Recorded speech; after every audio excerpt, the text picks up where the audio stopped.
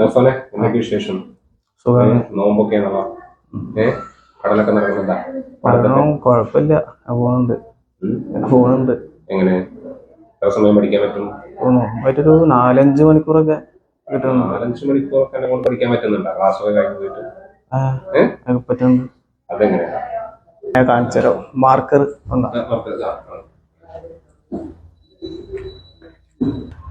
രാവിലെ ഒരു 4:30 ആകുമ്പോ എഴുന്നേക്കും.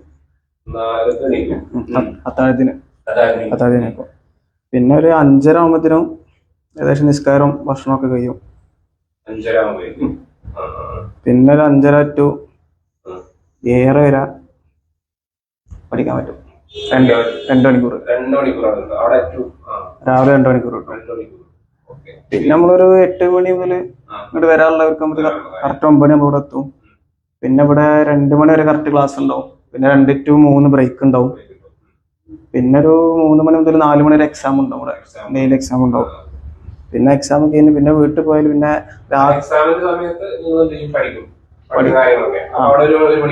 ഒരു മണിക്കൂർ കിട്ടും. 3 to 4. പിന്നെ വീട്ടിൽ പോയാല് വൈകുന്നേരം അങ്ങനെ ടൈം കിട്ടില്ല.